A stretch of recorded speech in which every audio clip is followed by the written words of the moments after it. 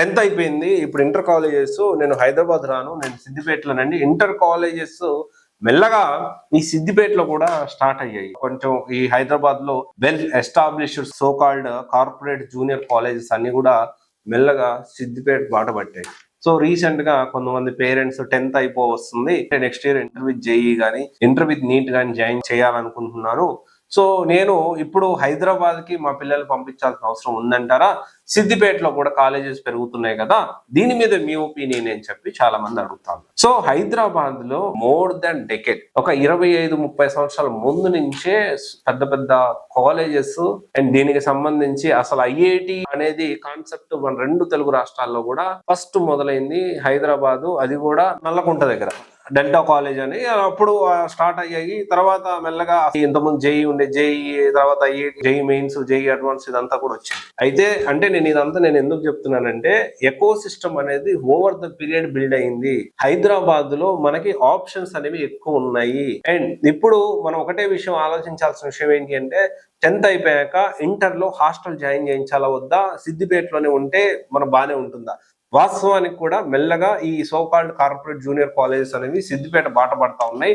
కానీ అదే స్టాండర్డ్స్ హైదరాబాద్ లో ఏదైతే వాళ్ళ బ్రాంచెస్ లో ఉన్న స్టాండర్డ్స్ అక్కడ కూడా మెయింటైన్ చేస్తున్నారా అనేది చాలా ఇంపార్టెంట్. రీసెంట్ గా మనం గమనిస్తే 10th అయిపోయాక inter with JEE or inter with NEET colleges ఏవైతే ఉన్నాయో వీళ్ళు ఫీజులు విపరీతంగా పెరిగిపోతా ఉన్నాయి. వీళ్ళు చెప్పే మాటలు, జాయిన్ చేసుకునేటప్పుడు చెప్పే మాటలు, జాయిన్ అయినాక జరుగుతున్న వాస్తవాలు కంప్లీట్ గా పూర్తిగా విరుద్ధంగా ఉన్నాయి. అండ్ ఈ మధ్య కాలంలో ఒక కాలేజ్ ఎట్ ఏ టైం ఒక 1 year లోనే దాదాపు ఒక 13-14 క్యాంపస్లు పెంచేసి, అరే ఏంది నిజంగా ఇంత ర్యాపిడ్ గ్రోత్ ఎలా అయిందా అని చెప్పి దాని లోతుల్లోకి నేను పరిశీలిస్తే అంతా కూడా ఫ్రాంచైజ్ మోడల్. ఇక్కడ ఏంటి, ఒక ₹1,00,000, నేను పేరు తీయట్లేదు కానీ హైదరాబాద్ లో దాదాపు 20+ బ్రాంచ్లు ఉన్నాయి దీనికి, ఈ జూనియర్ కాలేజ్ కి. నేను ఎందుకు పేరు తీయను కానీ విషయం నేను క్లియర్ గా చెప్తాను.